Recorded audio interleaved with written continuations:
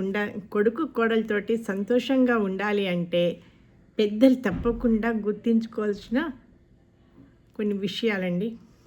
చాలామంది తల్లిదండ్రులు ఒక్క మాట అంటుంటారు, మా కొడుకు మారిపోయాడు, కోడలు వచ్చిన తర్వాత అన్నీ మారిపోయినాయని. కానీ నిజంగా మారింది వాళ్ళ, లేక మనం కొన్ని విషయాలు మార్చుకోవాల్సిన సమయం వచ్చిందా? ప్రతి తల్లి తండ్రి తప్పకుండా తెలుసుకోవాల్సిన విషయాలు చెప్తానండి. ఈ వీడియోలో నేను ఎవరు తప్పు అని చెప్పడం లేదండి. ఒక కుటుంబంలో సంతోషంగా ఉండాలంటే పెద్దలు పిల్లలు ఇద్దరు ఎలా ఆలోచించాలో మాట్లాడుకుందాం. కాబట్టి చివరి వరకు స్కిప్ చేయకుండా వీడియో చివరి వరకు చూడండి. పెళ్ళైన తర్వాత అతని జీవితంలో మార్పులు సహజమండి. పెళ్ళి అనేది కేవలం ఇద్దరు జీవితాలని కాదు, రెండు కుటుంబాలను కూడా కలిపే బంధము. పెళ్ళికి ముందు చాలా సమయము తల్లిదండ్రులతో గడిపి ఉండొచ్చు, కానీ పెళ్ళైన తర్వాత ఉద్యోగము, భార్య, భవిష్యత్తు, ఆర్థిక బాధ్యతలు ఇవన్నీ అతని జీవితంలో యాడ్ అవుతాయండి. అందుకని ముందులా ప్రతిరోజు గంట తరబడి మీతో మాట్లాడకపోవచ్చు. దీనిని ప్రేమ తగ్గింది అనుకోవద్దు, బాధ్యతలు పెరిగాయని అర్థం చేసుకోండి. ఎందుకంటే మనం కూడా ఆ స్టేజ్ నుంచి వచ్చిన వాళ్ళమే కదండి. ఒక చిన్న ఉదాహరణ చెప్పుకుందామండి. ఒక కొడుకు ఉదయం ఉద్యోగానికి వెళ్ళి సాయంత్రం అలసిపోయి వస్తాడు. ఆ సమయంలో తల్లితో మాట్లాడాలి, తండ్రితో మాట్లాడాలి. ఇప్పుడు పెళ్ళైనాక ఒక భార్య ఉంటుంది, భార్యతో మాట్లాడాలి. పిల్లలు ఉంటే పిల్లలతో మాట్లాడాలి. మళ్ళీ రేపటి వర్క్ గురించి ఆలోచించాలి.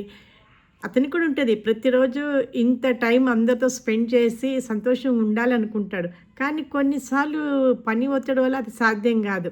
అందుకే తల్లిదండ్రులు అర్థం చేసుకొని మమ్మల్ని మర్చిపోయే అనేకుండా పని చూసుకొని అన్న నువ్వు ఫ్రీ అయినాక మనం మాట్లాడుకుందామని నవ్వుతో చెప్పామనుకోండి, ఆ ఒక్క మాట అతని మనసుకి ఎంతో ప్రశాంతత ఇస్తుంది. ఎవరికి పెళ్లి చేసిన కోడలు మన ఇంటికి వస్తుంది. మన ఇంటికి వచ్చిన కోడలు ఒక వ్యక్తి కాదండి, తన తల్లిదండ్రులని, ఫ్రెండ్స్ని అందరినీ కూడా వదిలేసి తన సొంత ఇంటిని వదిలిపెట్టి కొత్త జీవితాన్ని ప్రారంభించడానికి వచ్చిన అమ్మాయి. కోడలు వచ్చాకండి మన గురించి మనము రీకలెక్ట్ చేసుకోవాలి. మనం పెళ్ళినప్పుడు ఎలా ఉన్నాము చూడండి. మనం కొత్తగా ఉద్యోగంలో చేరుతాము, లేదా ఉన్న ప్లేస్ నుంచి ఇంకో ప్రదేశానికి వెళ్తాము. అక్కడ కొన్ని రోజులు టైం పడుతుంది మనం అలవాటు పడడానికి. అలాంటిది ఒక కుటుంబంతో కలవడము ఎంత కష్టం. అమ్మాయి వచ్చిన మొదటి రోజు మా ఇంట్లో ఇలా చేయాలి అలా చేయాలి అని చెప్పడం కంటే, ఏం కాదమ్మా, అమ్మకి ఎలా చేస్తుందో ఎలా మూవ్ అవుతుందో అని అబ్జర్వ్ చేయండి. ఏదైనా అడిగితే ఏం పర్లేదమ్మా నేర్చుకుంటే అని ఇలా చేయాలని చెప్పండి ఓపికగా. అలా చెప్పడం వల్ల ఏంటంటే అమ్మాయికి ధైర్యం వస్తుంది. అమ్మయ్య నాకు సపోర్ట్ ఇస్తున్నారు ఇంట్లో, నేను ధైర్యంగా ఉండొచ్చు అనే భరోసా లభిస్తుంది అమ్మాయికి. అలాగే ప్రేమగా కనుక సపోర్ట్ చేస్తే అండి అత్తింటి వాళ్ళు ప్రేమగా చెప్పిన మాట 100 నియమాలు అంటే రూల్స్ దానికంటే ఎక్కువ ప్రభావం చూపుతుంది. గుర్తుంచుకోండి, ప్రేమ ఉన్న చోట గౌరవం పెరుగుతుంది, గౌరవం ఉన్న చోట బంధాలు బలపడతాయి. మధ్యలో ఇరుకుని పెట్టద్దు. అంటే చాలా కుటుంబంలో జరిగే చిన్న తప్పు తర్వాత చాలా పెద్ద సమస్యగా తయారవుతుంది. అది ప్రతి చిన్న విషయానికి కొడుకుని జడ్జిగా నిలబడటము, నేను చెప్పింది కరెక్టే కదా, నీ భార్య అలా అనొచ్చా అని అడగటము. సమయంలో ఆ కొడుకు మానసిక పరిస్థితి అర్థం చేసుకోండి. ఆ ప్లేస్లో మీరు ఉండి ఆలోచించండి. ఒకవైపు కని పెంచిన తల్లి, మరోవైపు జీవితాంతం తనతో తోడుగా ఉండాలని అందరినీ వదిలిపెట్టుకొచ్చిన భార్య, ఇద్దరు తనకి ఎంతో ఇష్టమైన వాళ్ళు, ముఖ్యమైన వాళ్ళే. ఎవరిని బాధ పెట్టాలని కొడుకుండదు. ఇటు తల్లి అటు భార్య ఇద్దరు తనని అంటే కొడుకుని నిర్ణయం చెప్పమని ఉంటే అతని మనసు ఎంత ఒత్తిడికి గురవుతుందో ఆలోచించండి.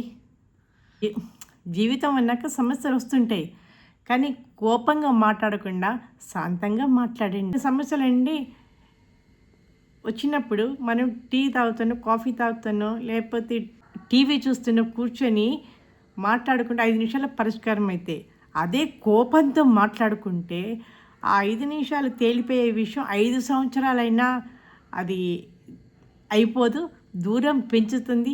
అది రోజు రోజు మాట మాట పెరుగుతూనే ఉంటుంది. గుర్తుంచుకోండి, ఎప్పుడైనా మనం బంధాలని గెలవాలనుకోవాలి కానీ వాదనలు కాదు. పోలికలు కుటుంబాలని దూరం చేస్తాయి. మనం తెలియక చేసే మరతప్పేంటి తెలుసా? పోల్చడము. మా కాలంలో ఇలా ఉండేది కాదు, అలా ఉండేది అని చెప్పడము. పక్కింటి వాళ్ళ కోడలు ఇలా ఉంటుంది, అలా ఉంటుంది అని.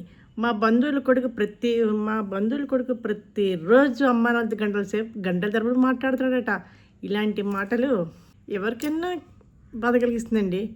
ప్రతి కుటుంబం వేరు, ప్రతి మనిషి పరిస్థితి వేరు.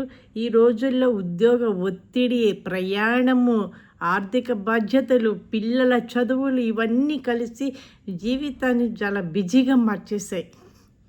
కాబట్టి పోల్చే బదులు మనం ఏం చేయాలంటే, మీకేమైనా సహాయం కావాలని అడగండి పిల్లల్ని. ఎందుకంటే వాళ్ళు చాలా వర్క్లోడ్ తోటి బాగా ఉంటారు, స్ట్రెస్ తోటి ఉంటారు.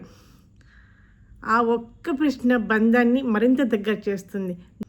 గుర్తుంచుకోండి, పోలిక ప్రేమను తగ్గిస్తుంది. అర్థం చేసుకోవడం ప్రేమని చాలా.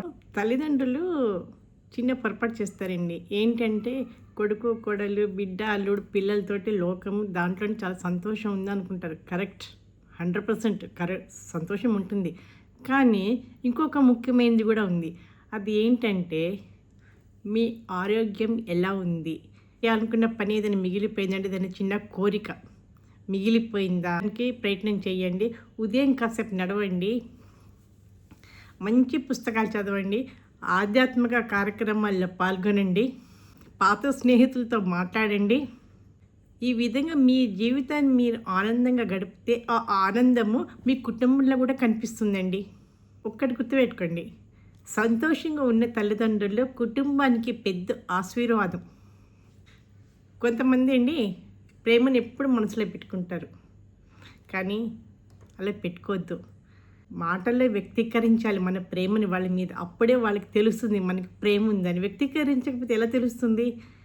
భారతీయ కుటుంబాల్లో ఈ విషయం చాలా సాధారణం అండి. మనసులో ప్రేమ ఉంటుంది, కానీ చెప్పడం చాలా తక్కువగా ఉంటుంది, చాలా తక్కువ మందిలో ఉంటుంది. నువ్వు చాలా బాగా పనిచేస్తున్నావు, చాలా కష్టపడుతున్నావు అని అనడము, ఇంత చేసా కూడా నువ్వు అందరితోటి చాలా సంతోషంగా ఉంటున్నావని, ఇట్లాంటి ఒక్క మంచి మాట చెప్తే అండి ఎదుటి వారికి చాలా ధైర్యాన్ని ఇస్తుంది. ప్రేమని చెప్పడానికి ప్రత్యేకమైన రోజు ఉండదండి, ఈ రోజే చెప్పండి. మంచి మాటలు ఆలస్యం అయితే వాటి విలువ తగ్గిపోతుంది. ప్రేమను దాచుకోవద్దండి, అది పంచుకోవాలి నలుగురితోటి. ఈ విధంగా కొన్ని విషయాలు మాట్లాడుకున్నామండి మనము. ఇది ఎవరికి తప్పు చెప్పడం కాదు, ప్రతి కుటుంబము సంతోషంగా ఉండడానికే చెప్పడం జరిగింది. ప్రతి ఇంట్లో చిన్న చిన్న భేదాభిప్రాయాలు ఉంటాయండి, మనస్పర్ధలు ఉంటాయి, కానీ అర్థం చేసుకునే మనసు ఉంటే ఏ సమస్య అయినా చిన్నదిగానే కనబడుతుంది మనకి. ఇక్కడ గెలవాల్సింది వాదన కాదు, మనుషుల యొక్క మనసులు కలవాలి. మనం ఒక్క అడుగు ప్రేమతో వేస్తే మరో అడుగు గౌరవంతో వస్తుంది మన దగ్గరికి. అదే ఒక కుటుంబాన్ని జీవితాంతం కలిపి ఉంచుతుందండి. విషయం ఏముందో కామెంట్ రూపంలో తెలియజేయగలరు.